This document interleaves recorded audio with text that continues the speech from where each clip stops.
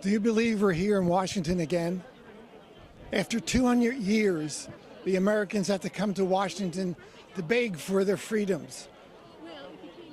Let's hope that we don't have to come here over and over again to get the message across that this government is a gangster government and does not run by laws.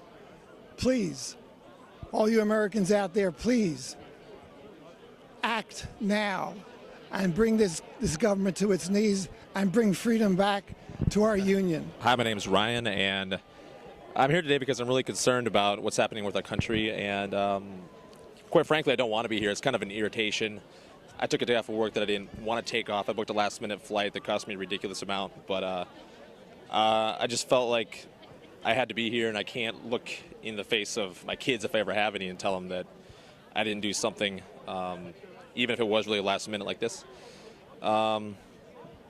I think that if we let this immigration shenanigans happen, that it could be the end of America as we know it, and this is it. This is the line in the sand, and I know we've kind of said that before with things like Obamacare and many other issues, Obama getting elected the second time, but I think that if these shenanigans are allowed to happen, we're never going to have any control of the presidency for sure, the House, the Senate. It's all going to be controlled by progressive liberals, and that's it. I came here today because I was really concerned about the targeting the government was doing on certain groups. I think anytime the government singles out a group to penalize them for their thoughts and their beliefs, we have a tyrannical government on our hands, and it needs to be addressed while we still have civil liberties and freedoms in order to do it with the First Amendment and the Second Amendment and all the others. So that's why I'm here and why I believe everyone should care and should be here too. I'm here today because as a member of a Tea Party, I'm incensed that the IRS was able to target people who disagreed with the policies of the Obama administration. I'm also here today because I don't believe in the current immigration bill. I believe that before immigration is even discussed, our borders need to be secured. When citizens understand the founding principles of the United States, we understand our freedoms are natural and come from our Creator, not from the government. Patriots, you are making a difference, and it shows.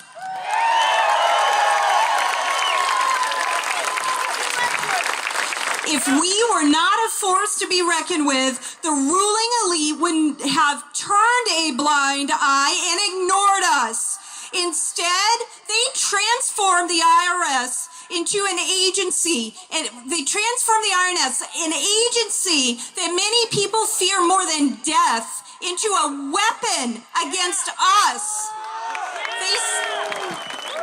And they used that weapon to set their sights on us, the people of America, because we want a better America.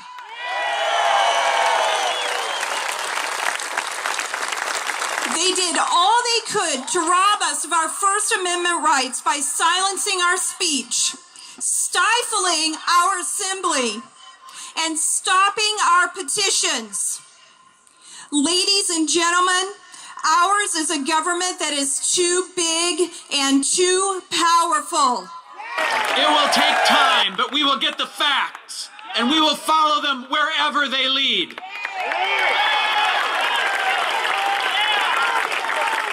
We will get the truth, and we will hold those responsible accountable. And I thought, I'd like to get rid of the IRS.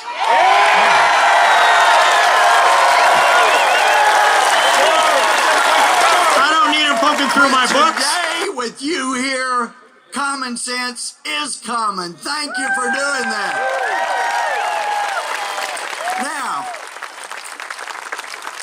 Finally, some of us have been praying that American eyes would be open to a very subversive, oppressive, let's see, what are good words? Oh yeah, divisive, dismissive, derisive American government, I believe someone once said. Well, and it has been, and guess what? I think our prayers are being answered. People are awakening. A majority of people are saying, we don't trust the government. The Tea Party is alive and well, and we are going to write the obituary for big government.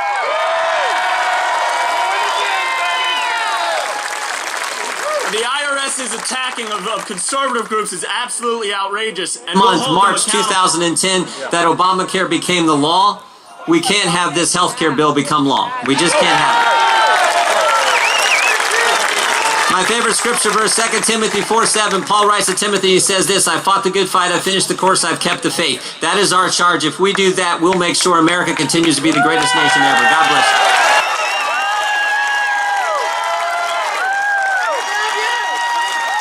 Don't you love the look of liberty? Well, it's been 100 years now that we've had the current United States tax code. Don't you think that a century of oppression is enough? I am proud to be the chair of the Tea Party caucus in the House of Representatives. And I also want you to know in my former life, I actually was an insurgent. I was an insurgent because I absolutely wanted to defeat the tax code and bring more liberty about in the United States. And so after I went to law school, I got a postdoctorate degree in tax law. And after that, I got a job with the IRS as a tax lawyer because I believe if you understand the enemy from the inside out, that's the best way to defeat them. In the last 7 weeks, the IRS has confirmed that they were targeting groups with Tea Party patriots in their names and groups with 912 in their names. For freedom, standing with us today, Glenn Beck.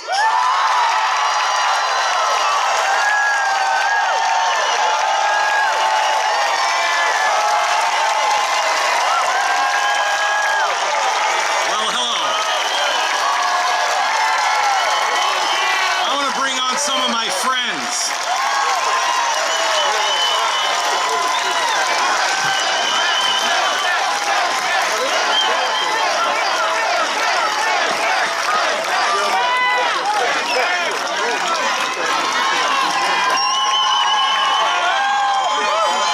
I want to bring on some people that are warriors because our tactics have got to change.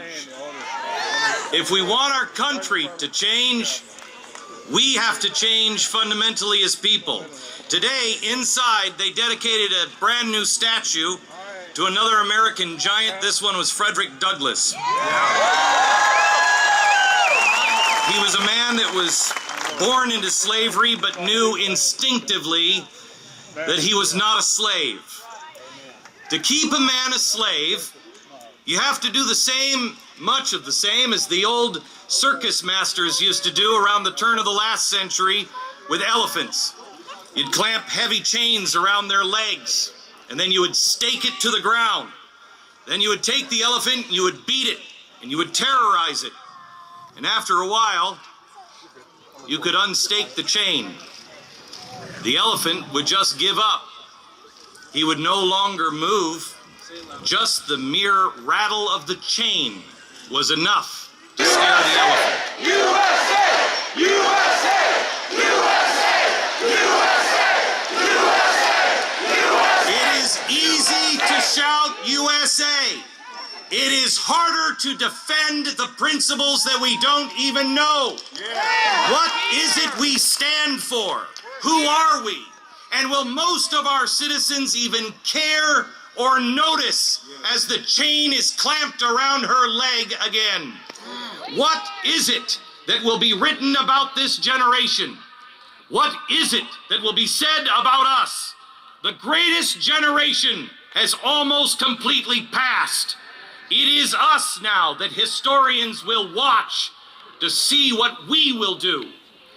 Will it be said of us, this generation, that no one called for justice, no one pleaded for truth, that we trusted in vanity and spoke in lies, that we conceived mischief and brought forth iniquity? What is it that we even believe anymore? And where did we get these ideas that now seem to be so popular with our fellow citizens? Our forebears came to these shores not for free stuff, but for freedom. How many of us still really believe that the little guy can make it, that every single life has value and is worth living, that honor and integrity do matter, that justice will prevail, if not in this lifetime, surely in the next? America must recognize that God does exist, and that what each of us do and choose to do with every second of our day matters. But we have to admit to ourselves that since our very founding, a good percentage of our fellow citizens closed their eyes to the civil right violations of other Americans. There was only about 10 to 20% of those who fought in the American Revolution. Only about 10 or 20% of the entire population of America was involved. There are always a few leaders that stand up. Ben Franklin, John Quincy Adams, Harriet Beecher Stowe, Abraham Lincoln, Frederick Douglass, Booker T. Washington, Gandhi, Martin Luther King. They knew that the march toward freedom never ends, and man must be vigilant and pray less with his lips and more with his legs. Free. But that freedom comes at a profound price, profound responsibility. People that stood against injustice, hatred, and bigotry. Our pulpits in this country have gone silent out of fear, out of arrogance, or out of apathy. Their faith is now found in the wisdom of man and not the power of God. For some preachers losing their tithing checks, or maybe it's the gold Rolex, has become more important than losing man's freedom. Whatever the reason, they are no longer willing to call evil by its name. And there is no vision. And when there is no vision, the people shall perish. May I humbly suggest a vision. Martin Luther King knew the answer, and he lost a lot more than congregants on his march. Students today all across our country are taught that his vision probably came from Gandhi, or maybe that idea came from some progressive philosopher in the early 20th century. Martin Luther King's vision of although we all be free men, when we choose to make ourselves servant to all, we gain the more, did not come from a progressive philosopher. No. Believe me. Let's get a couple of things straight. What MLK and Gandhi and Lincoln, what they all did was not progressive or new. It was ancient. Hollywood, Woodstock, and the hippie culture. It was not the source of the power of the 1960s civil rights movement. It was God and God alone. I think we can have freedom and security and the Bill of Rights and the Constitution all at the same time. I'm like most Americans horrified that my government has gotten out of control and is persecuting people for their religious and their political beliefs, and it needs to end, and it needs to end now. Got pride and you're proud you do. We could use some more like me and you, with stars and stripes and the eagle flies.